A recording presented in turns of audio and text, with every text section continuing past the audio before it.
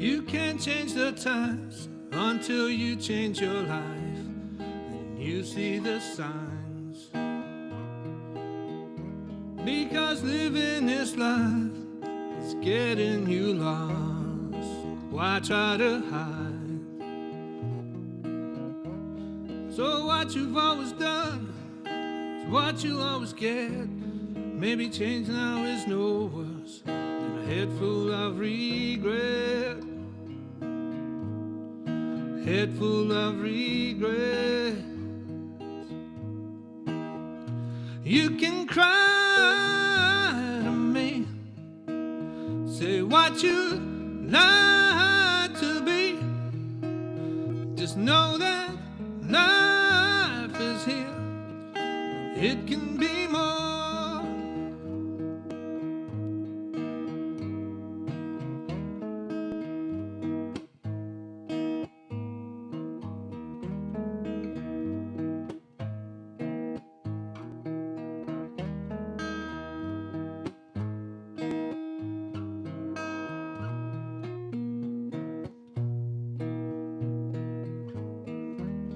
You can't change your mind, say you've had enough.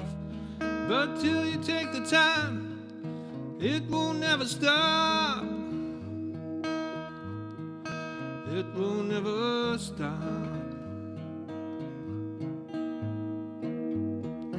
And everybody makes mistakes. I know that I've made mine. Little action, little faith, make it all right.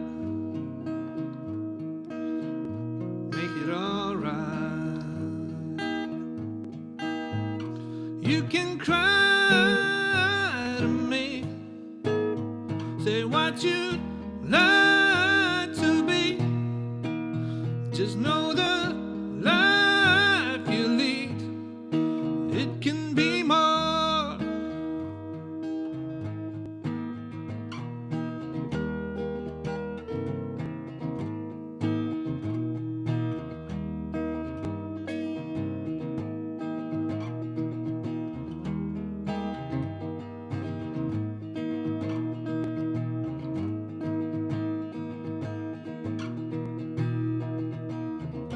No more locked inside your head, no more locked inside your house, no more locked inside yourself. No more locked up on your own, no more locked, stuck inside the center of a lonely universe.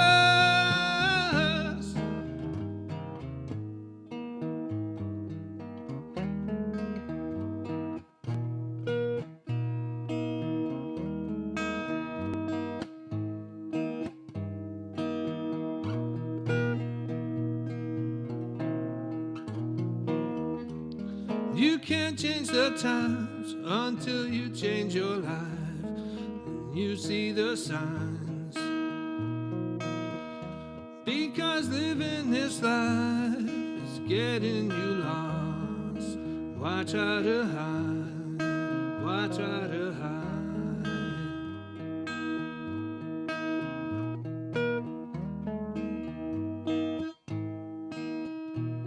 You can cry to me, say what you'd like to be, but it's time to see you can be more.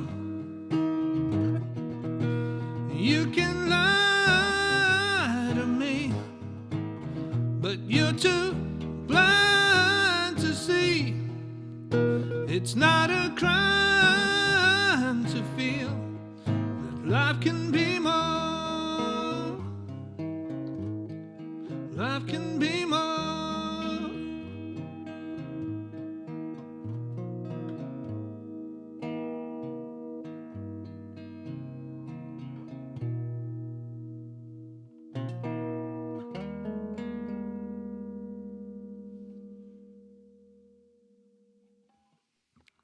Woo! That was great, Peter. Oh, welcome everybody. Oh, that was amazing, Peter. That was absolutely beautiful. So hello everybody. How are you today, Donna? Hi Becky, I'm good today. How are you? Aye, really good. Aye, I was complaining about stress earlier, but having Peter around is a really good way of de-stressing. I'm not sure he feels like that, but works for me. So it's really good. And we've got Mikey as well today. How are you, Mikey? Hi, guys, I'm good, thank you. I'm good. Trying to do two things at once there. Oh, Yeah, I'm good, thank you. oh, really good to see you. And we've also got Jake with us today, one of our wee co-group members who's usually around on a Saturday doing our little involved in one way or another and as a resident artist, I would say, up at Forth Valley Recovery Community. So how are you, Jake? Yeah, very tired. I must be honest. I'm very tired, but I'm dying to get this painting done. So, that's Okay. us. Okay, so tell us a little bit more about what you're going to be painting. Okay, so just first of all, obviously, thank you for the opportunity to do this. It's just actually a wee painting of Eminem. Can you see that okay? Yeah? Yeah, brilliant. It's on a ceramic tile. So it's quite heavy. So usually I put it on an easel or something. So I'm just going to do that. So you said I've got roughly about 20 minutes to finish the painting, yeah? So yeah, brilliant.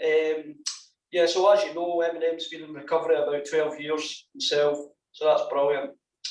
Okay. Yeah, that's fantastic. So do you think your artwork's inspired by sort of people who you see in the arts that are in recovery, or anybody maybe that's in recovery? Do you think what is it about your artwork that you what does it do for you being an artist, and being able to? Yeah, I'll start off. I don't know if you know this, but obviously I've told quite a few people I was in hospital for about 7 years. And when I was in there, because I didn't learn art like through school, like I would do it myself, and I always found that when I was lying in hospital for months and months because of my condition and that, I would do pictures like Terminator, Alien, the Predator, and stuff like that. And I remember when I went back to school, that the teachers be like, "What you doing? Why you doing that?" Because obviously I'd spent all summer watching these movies. This is when I was like 8 years old. So people like Eminem, I remember I used to do that in school. So, and the teacher would be like, no, do a picture of a bunny rabbit or something like that. But I was like, nah. So I don't know why, I don't know if Mikey's actually going to put up pictures of the artwork. Yeah. Like just so people can see kind of what I'm talking about, I'll do that now, guys. Right, thank you. It's actually called pop art, but sometimes I don't like to use that. Oh, cheers. Yeah, so why don't you just talk us through these paintings that are on display here? So, where did I start? There was quite a lot to unravel. So, like I said, I did these drawings. I never actually did a painting before. So, up until about 8 years ago, when I was maybe 21, 22. So, like, I found myself, I started painting myself, like just purely pictures of the Joker and stuff like that. Maradona, one of my favourite football players. So what actually happened was I won a scholarship to an art studio. Now I hadn't had any art qualifications at school. So I went to this art college and it was just one thing after another. So that's about 7, 8 years ago. And it just, like the stencil I'm going to do this afternoon, it's like a sort of, that's what I started doing, like pictures of Eminem and stuff like that. So now it's kind of evolved into these pictures of the Joker and Peaky Blinders. That's a really popular one. Yeah. So that's it. Aye. Thanks, Jake. Do you think that do you have who's your artistic inspiration? Like other artists I'm talking about here, are there any particular artists or street art, or what is it that what art are you impressed by? Well, see, the one that pops out in my head is actually Banksy, obviously well known in the UK. I don't know. So when I started, when I was younger, I did like a lot of spray painting classes. So I'd actually teach, one of the guys that actually got me the scholarship to the art studio was the guy that taught the spray painting classes. But I remember even back then, it was like, you know, they were doing pictures of trees, but I wanted to do pictures of, I don't know, like Eminem or whatever, you know, the Joker, big picture and stuff like that. So, there's Biggie Smalls and Mike Tyson. They're really popular as well. So, to be honest, I like Banksy because that style, and a lot of his paintings, pictures are quite funny, you know, they're quite humorous, and that's what I liked anyway. Yeah. Brilliant, thank you. Right, I think we better let you get on with your, Right. your painting. So, so Jake's just going to paint in the background. Yeah. And So can you see that okay, yeah? yes, we can Yeah. see that, So- brilliant. So, And we'll have a wee look at your progress when we get to the end of the programme. So we'll let you get on with that. right, thank you. And I just think, Donna, I don't know about you, but I just find any of the arts really, but I think I just find the arts are such a fantastic way of you know expressing yourself in recovery. I think there's quite a lot of artists, musicians, writers start doing that in their recovery, or they rethink the way that they produce their artwork in recovery, and or are inspired by their addiction and then recovery to write. Especially, I don't know how you feel about that, but I think I think that it can be a whole new lease of life for artists when they get into recovery to do something. So I suppose partly as a sort of discussion.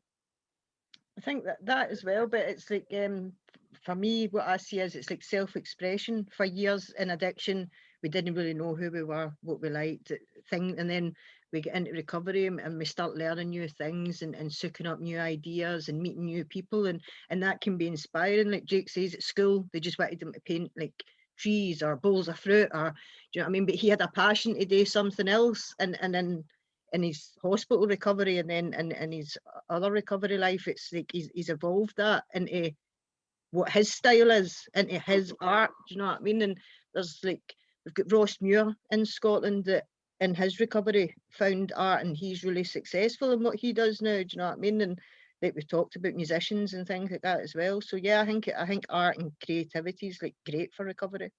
Yeah, I do as well, and I think it sort of can whether this is the creative person's intention or not, I think it can sort of carry a message of addiction and then recovery, and I think can sort of support you through those early days in recovery as well. We've had this conversation before, but I remember thinking about friends that I had, and I'm from quite a creative family. I'm from a family of musicians, and they're quite creative in other ways as well. And I remember people talking about how they were afraid that creativity would disappear if they stopped using, basically, and how but my experience of that just didn't seem to bear out, because I think obviously if you're under the influence you might feel more creative, but the actual body of work seems to be, you know, you're more able to facilitate that. Once you're clean and serene, you've got your faculties and you've got the time, and you know you're looking for other things to do during your day as well. So I don't know, Peter, if how you feel about that. I think I think that's something you and I've sort of talked about a couple of times as well.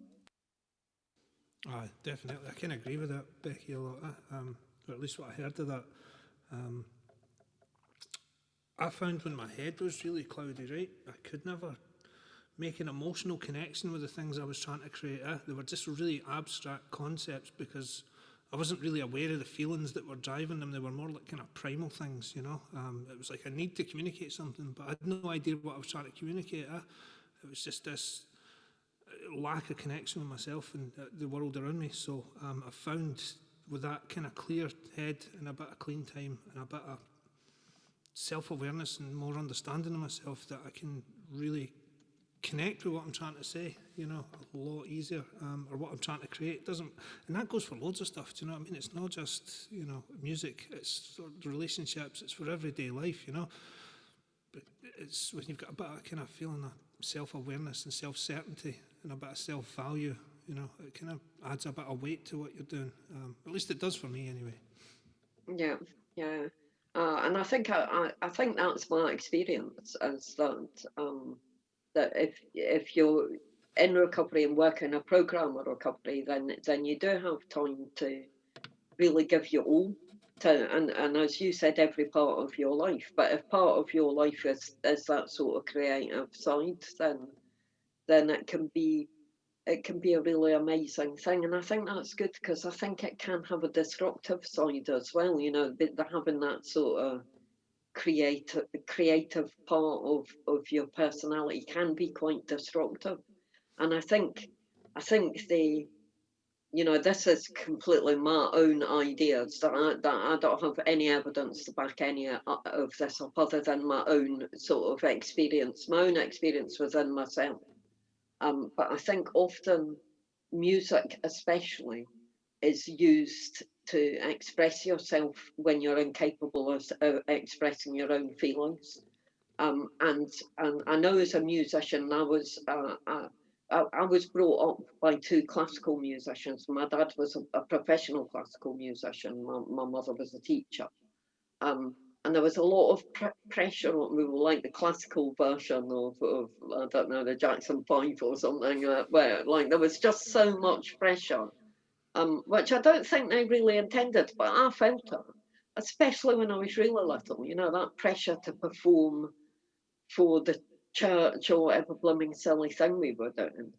And I remember there were times that was crippling, but there was other times that I really fed off that adrenaline and that fear, and I quite enjoyed the feeling. You know, I liked that feeling of adrenaline, which a lot of people, and I think that's why I'm good at public speaking, because I think that there was that total feeling that a lot of people identify as fear and stage fright.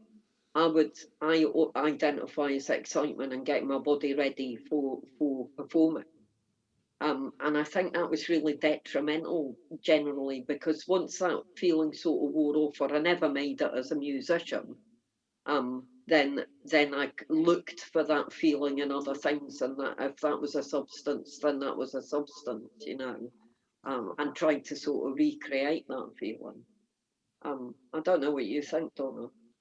Yeah, totally. It's like it's that fight or flight thing, isn't it? So you're getting that feeling, and then you do the thing, you do the public speaking or the performing, and after it, you've got that, you know, they come down again. Do you know what I mean? So you're always chasing that, you know what I mean? And then it becomes, but to go back to what Peter said about the emotional connection, I think if you've got an emotional connection with your music or your art, then it hits that emotional connection in other people as well. Do you know what I mean? I think that's really important. You know what I mean? Like, you can be on all types of substances, making all kind of mad music that you think's good, but is it going to hit somebody else because they're knowing the kind of substances and knowing that same mindset? Do you know what I mean? And I just find really interesting, because like I look into like everything being vibration, and you know, vibrations and frequencies can affect you and stuff like that, and I'm just dead into all that kind of stuff. So yeah, well, I think that's what it is about music, though, isn't it? It's that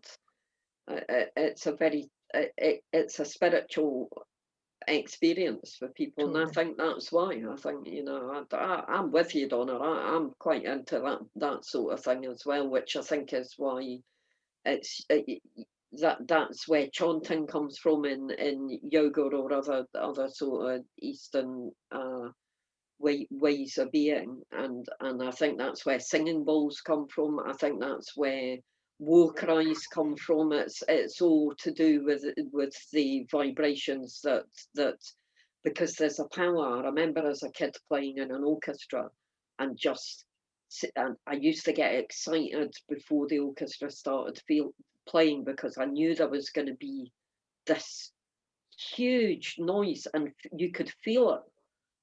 That there was not. I've never had any other experience like that. You're right in the center of it as a musician. I No, think that's weird, because when I was talking to Stegs, so Johnny that was on last week is part of like the collective, and their last album and this album is actually constructed to be played with an orchestra. So it's hip hop Yes. with an orchestra. Do you know what I mean? And Steg was talking about how it's a totally different feeling Yeah. in the music and stuff like that when it's the orchestra, because it's actually like musicians making the music, and it's moving the air, and it's like alive. Do you know what I mean? yeah, Yeah. it's a powerful thing. So I wonder, Peter, if you would like to play us another song. Yeah, sorry, had a wee bit of interruption there on the That's domestic fine. front. Joys of recovery. I just listening to that conversation quick. I think that music is a bit like it's just interpreting the world around you through sound, isn't it? Do you know what I mean? In a lot of ways, it's not different for trigonometry or calculus, or it's just that it's like a code, isn't it? It's just another way of interpreting how the world is made. And putting that into sound, at least that's what it is for me, and putting that in a kind of more universal language, because there's only so many sounds and we all can identify with them, so it's a very simple interpretation of the world, I think. Anyway, that was a bit of a philosophising moment there. That was nice, I like that. Well, and it's just quickly before you start playing, Peter, it's like the first thing we ever hear is in my mother's womb, and it's doom, doom, doom, a heart. Do you know what I mean? It's like it's just part of our being, and I think that's how like a song can take you back to an experience. You listen to a song that you had an experience to, like your first kiss or a funeral song, and it takes you back to that moment and provokes the emotions again, and it's just a beautiful thing, isn't it? So, I definitely agree with that, Donna. Definitely. Anyway, here's a nice party song for you. You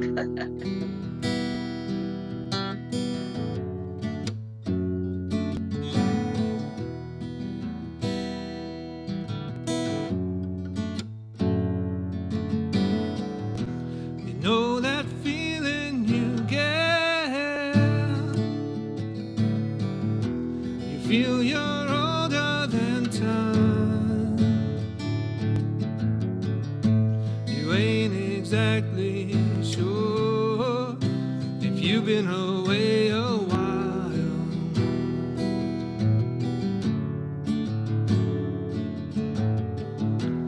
Do you keep the receipts for the friends that you buy? And ain't it bittersweet? You're only just getting by.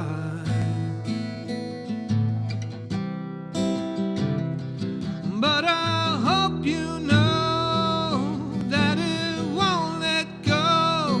It sticks around with you until the day you die.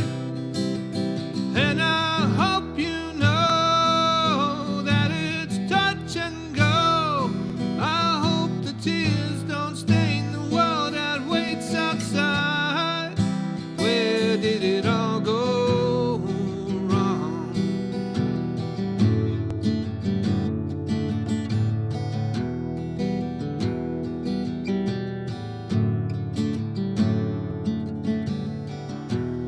And until you've repaid the dreams you bought for your lives, you'll be cast away, alone on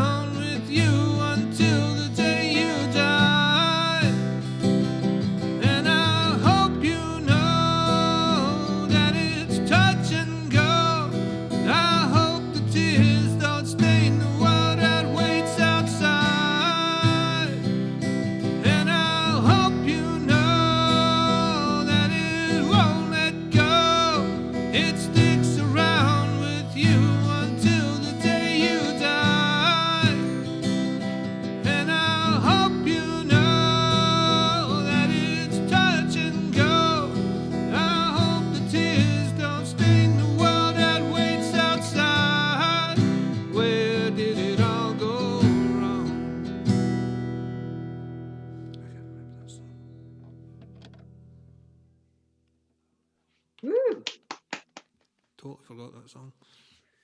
How do you write, Peter? Like it just seems so spontaneous. Like do you spend a lot of time thinking about lyrics and thinking about melody, or? It's a really strange process. It used to be an obsessive process, Becky. Yeah, when I was recording songs years and years ago, I would lock myself in a room and I'd get as high as I could, and I would sit with a recorder and I would obsess over these tiny details and layer songs, and I would go over, because I can take songs apart in my head like bit by bit, and it's just a product of obsessive thinking. Whereas now I've noticed that if I don't try, I'll just sit with a guitar and I'll play around. If I hear something I like, I'll record it to my phone or whatever's handy, and then I'll forget about it. And then sometimes I'll go back, and if I hear, like, sometimes I'll just be like, I don't know, I feel like I can't take credit for the stuff I write a lot of the time, because I'll just be like, I need some help finishing a song, I've got to do a broadcast in 5 minutes, do you know what I mean? And a lot of the time, see, when you were speaking about that fear and anxiety, because I never knew the difference between fear and excitement for years, I think I mistake that fear for excitement when I'm about to do a broadcast and I'm literally writing a song as we're sitting here, do you know what I mean? Because it's that, I bond with and identify with that fear that much that I'm like, oh, this is a familiar feeling. And a lot of the time the songs just come out of that. Sometimes the words are just, I've heard in a conversation, or it's a feeling or an emotion, and other times they're just stolen out of meetings. I mean, it just really depends. But I don't know. It's, as I've got clean, it's almost like an unconscious process. Do you know what I mean? It's less effort than what it used to be. Yeah. And that's because I was trying to control everything before, but now I just let it go. And whatever falls out sounds good. That's kind of how it works. So aye. Yeah, I think think it's a real gift. I think, I get the idea that a lot of it is spontaneous, and I know sometimes you created something a minute before we start. I just think you're so talented. I think it's definitely something you need to keep nurturing. This community's given me the chance to do that massively. I would never have had that opportunity if I had not got connected the same way. Do you know what I mean? Yeah. So I'll be eternally grateful for that. How's Jake getting on there in the background? Yeah, I can see the picture on that. Yeah, I can see it coming together well. Oh, is he ready? You hear me now? Yes. Guys, Yeah. hello? Hello, Yes, we can hear you. Well, that's me finished now. Do you want to see it, yeah? Yes, please. Yes, please. All right, cool. 2 seconds. I Like I can't see said, it quite well. oh, there we go. Mr. M&M, Slim Shady. There we go. Nice. I like that. I wasn't planning on putting white bits in, but that's what happens when you're an artist. You just get carried away. So that's it. Yeah. Fantastic. So what do you get out of art, Jake? What does it do for you? Yeah, it's a good question. I don't know, like a sense purpose. I don't know if that sounds a bit cliche. Honestly, I do truly get a buzz from it. When I finish it, but see when I do it, there's some pictures, because I'm quite a perfectionist, like a lot of yous will relate to. So obviously when I do these paintings, I pick out the wee bits that I don't like, it drives me crazy. So I sell these paintings to people. People message me through Facebook, and obviously a lot of the times, like, I'll sit there and be like, it's not good enough, and they're like messaging me saying, where's my painting? And it's a curse, But I love it. It's brilliant. I love it. So if somebody's keen on commissioning something, Jake, where can they find you, or just want to have a look at your artwork? Yeah. How could people do that? Okay. So at the moment, it's Jake Smith Art on Facebook, or Extraction Art on Facebook, begin with an X. So I'm actually going to change the name of that, but I haven't figured out how to do it. Yeah. So and on Instagram, it's Jake Smith Artist or just Jake Smith art, you should be able to find it. Aye, so you'll see the pictures that Mikey put up. Yeah, so like I said, I love doing it. You know, it's brilliant, and I'm still learning. You know, I'm sure Peter can relate to that. It's like I'm always learning. You know, that's it. Yeah. Well, thanks very much for doing that today. That was amazing. I love it. I love the end product. And yes, so. And where's my art?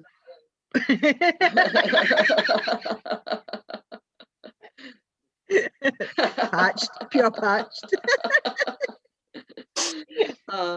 And maybe Michael could put the links for Jake's pages Yes. somewhere for people to link into. Thank you. Thanks very much, Jake. I think I'm very pleased that you joined us. I was convinced that you were going to feel the fear and disappear. So you felt the fear and you pushed through it. So it's been great having you. It's been really good. Thank you. And when we're back in the studio, we've got the honour of having some of Jake's artwork around on the studio walls. So that's going to be a great show off when that happens. And I love Banksy as well. I love the sort of concept of Banksy. I think he's a good person to be inspired by. And I think we've just got enough time now for Peter to play us out. So I'd like just to thank everybody who's been part of the show today, especially Jake and Peter, of course. And we'll see you all next week. Peter, if you'd like to take us out. Yeah, certainly. Thanks, everybody. I've really enjoyed being here. I'm just going to cheat and play somebody else's song again.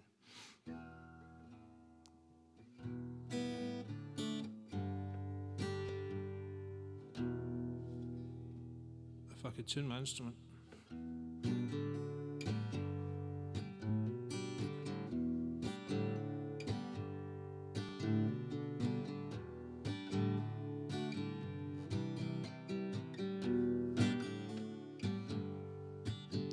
Well, I won't back down, no, I won't back down.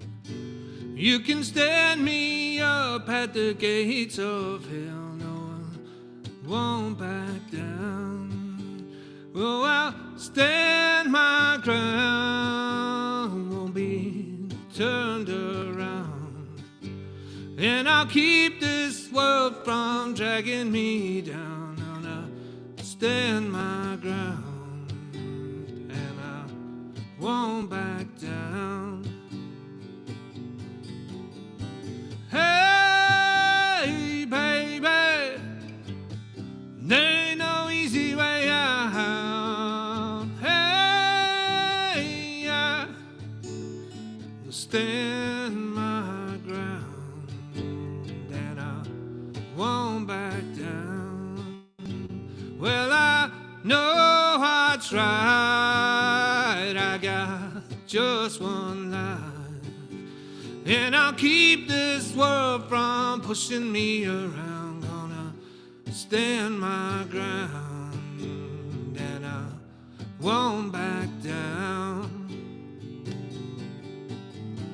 Hey, baby, there ain't no easy way out.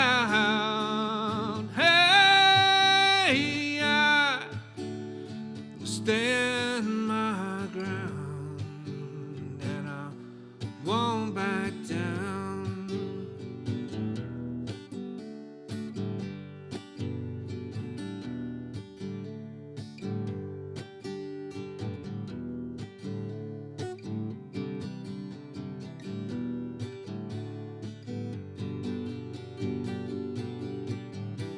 Hey, baby, there ain't no easy way out. Hey, I stand my ground, and I won't back down. Hey, baby, there ain't no easy way out. Hey, I stand